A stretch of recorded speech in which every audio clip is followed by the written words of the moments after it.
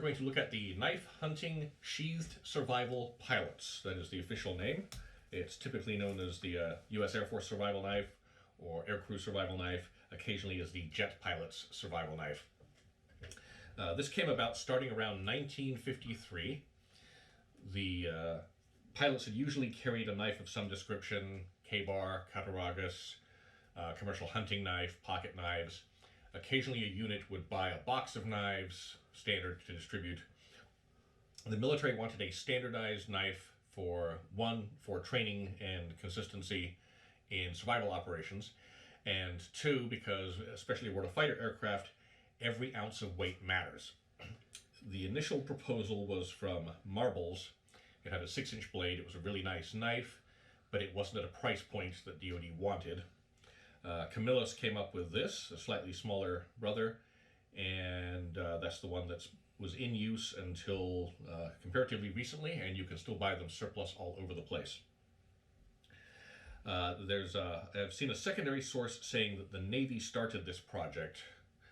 That's possible. The document I have, which will be on the website at some point, is a DoD document. Supporting that claim would be that the Navy had the Mark I knife, a couple of specialized diving knives, and of course the K-bar went through naval funding and procurement since the Marine Corps is funded through the Department of the Navy. The Air Force generally doesn't bother with small arms, accessories, things like that.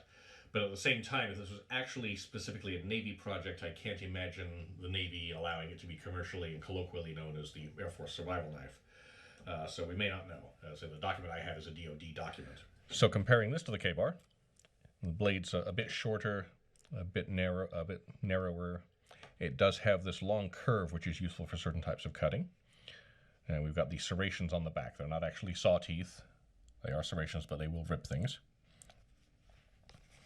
And the scabbard has a very crude silicon oxide sharpening stone.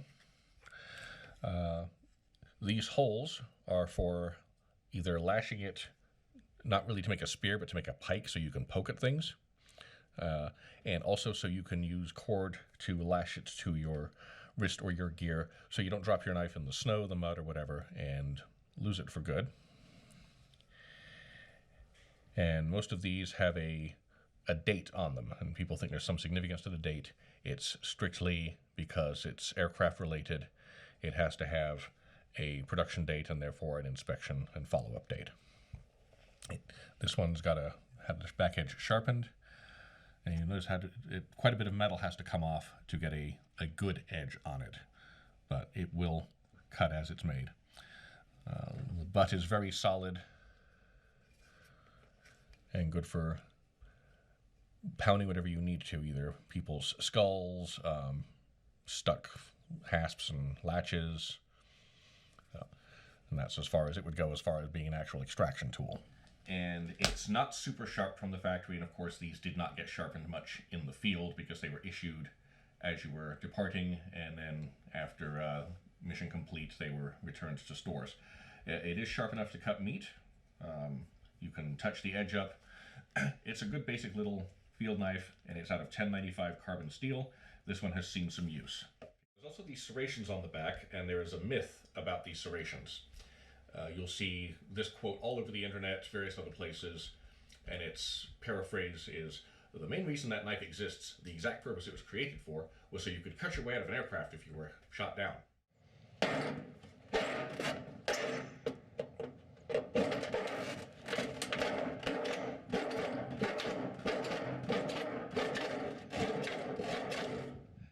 So now you know why this knife is scratched up, and obviously that was not very efficient.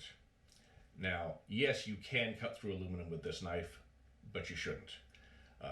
U.S. Air Force survival personnel say you should not do this. There is an axe aboard most of the aircraft that will actually rip metal open. The Pentagon has done some stupid things in its time. I served for 25 years. No point did this conversation take place.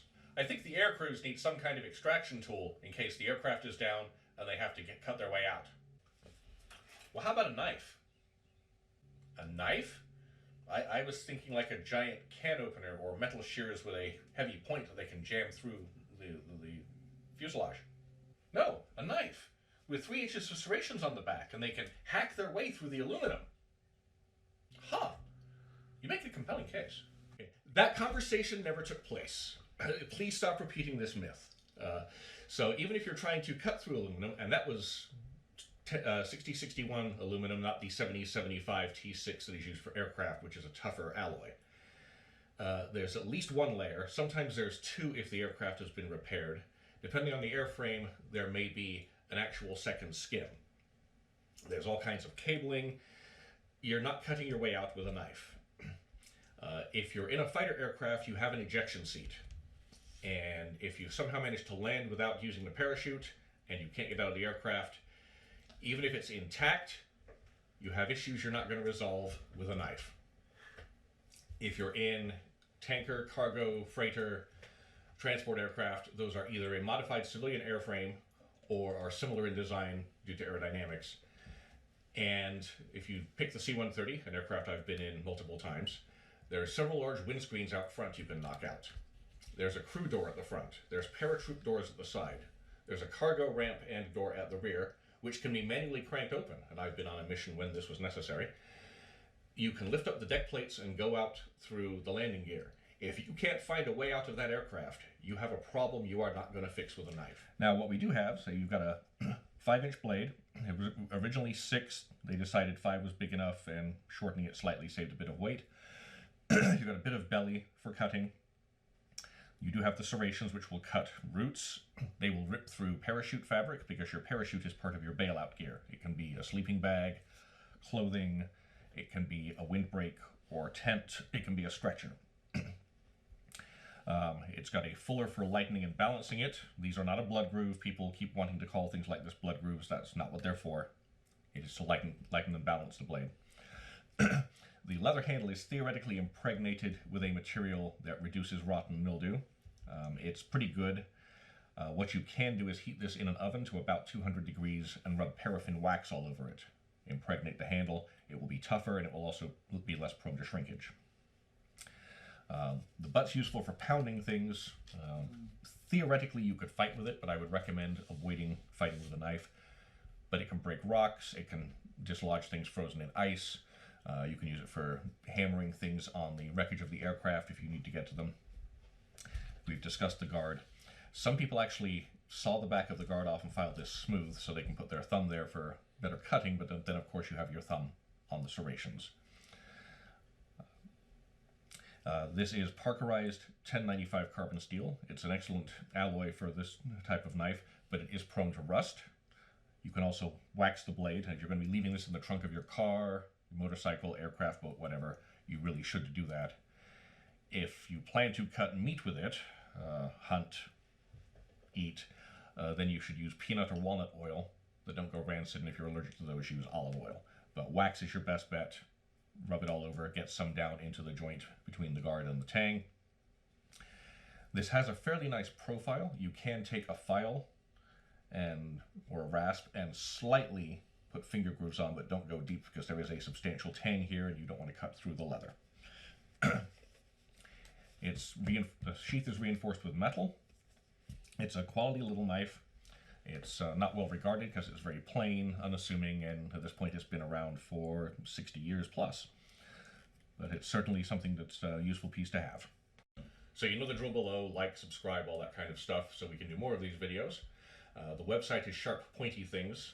It's largely custom stuff and vintage stuff. It varies from time to time, but these videos are meant to be informative. Thank you very much.